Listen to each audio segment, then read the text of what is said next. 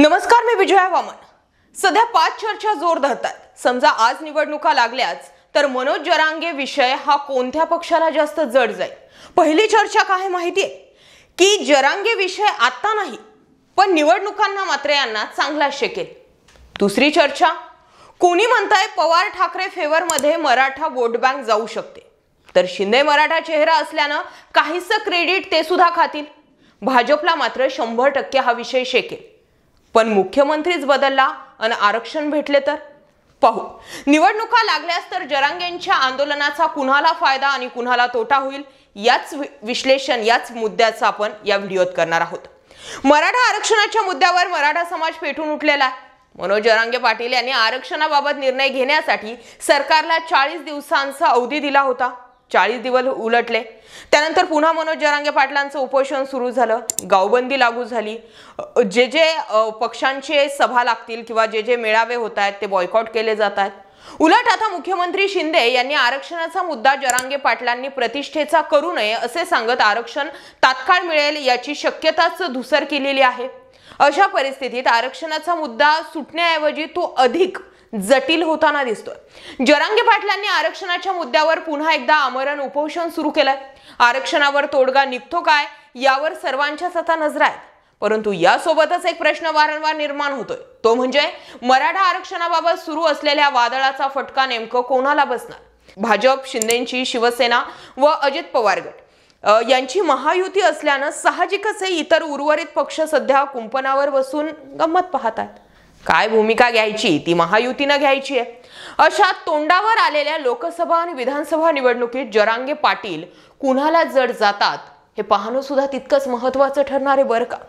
मनोज जरांगे पाटलांमागे 1.5 कोटी मराठा उभा आहे, म्हणजे आकडा याहीपेक्षा जास्त आहे, पण सभेतून जो आकडा समोर आला तो मनोज जरांगे पाटील यांच्या उपोषणामुळे खास करून मुख्यमंत्री एकनाथ शिंदे बॅकफूटवर आलेले आहेत।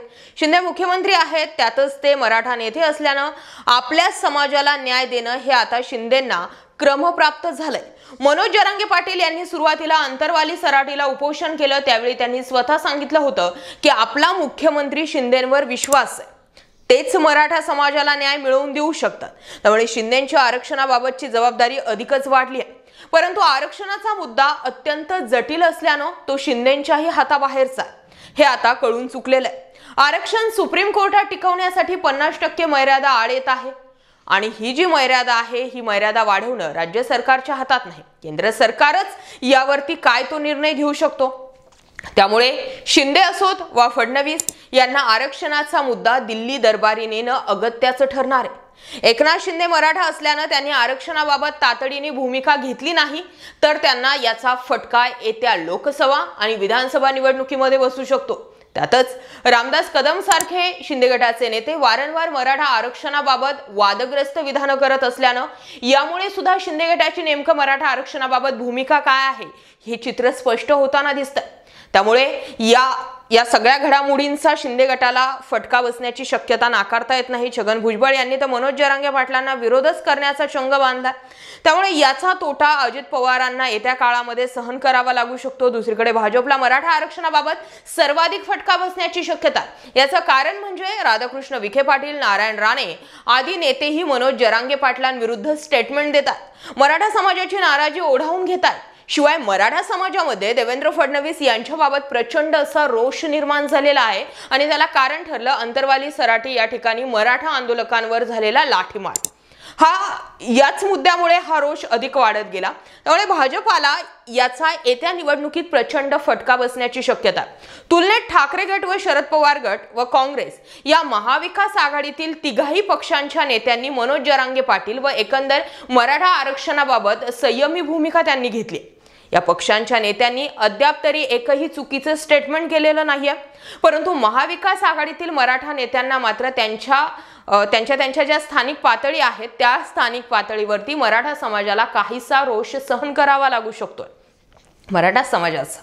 त्यामुळे मराठा आरक्षणाचा विषय जास्त करून भाजप व शिंदे गटावरच भारी पडू शकतो असं राजकीय जाणकार सुद्धा सांगतात।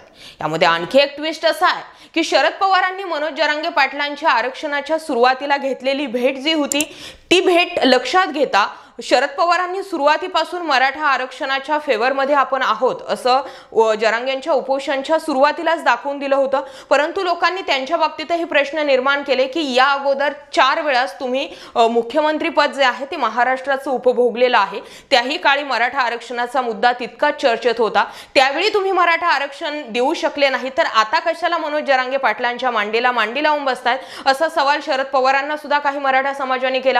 दुसरीकडे सर्व पुढाऱ्यांना बऱ्याचशा म्हणजे 3412 गावांमध्ये पुढाऱ्यांना गावबंदी करण्यात आलेली आहे, त्या ठिकाणी रोहित पवारांना मात्र वेशीवरून सोडून दिलं जातं। यावरून पवारांशी मराठा थोडासा सॉफ्ट कॉर्नर घेतोय असं प्रथमदर्शनी तरी दिसतंय। आणि यामध्ये ट्विस्ट असा आहे की जर म्हटलं जाते की मराठा आरक्षणाचा सर्वाधिक फटका हा भाजपाला बसू शकतो, पण त्या अगोदरच जर भाजपाने मराठा समाजाला आरक्षण दिलं तर अख्खाचा अख्खा मराठ्यांचा जो हा कल्लोळ आहे किंवा जो मराठ्यांचा आलेला हा लोट आहे, हा सगळ्याचा सगळा भाजपच्या फेवरमध्ये होऊ शकतो, याचाही विचार करणं गरजेचं आहे। पटतंय? हा मुद्दा जास्तीत जास्त लोकांपर्यंत शेअर होऊ द्या। आणखी एक ट्विस्ट आहे की भाजपा म्हणजे भाजपाच्या एक्स हँडलवरती मी पुन्हा येईल हा देवेंद्र फडणवीसांचा आलेला व्हिडिओ नेमकं काय संकेत देतोय?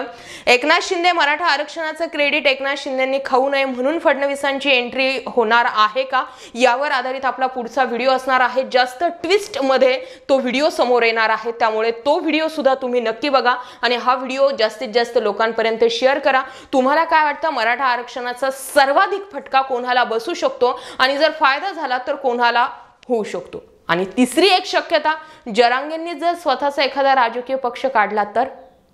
जय महाराष्ट्र पब्लिक।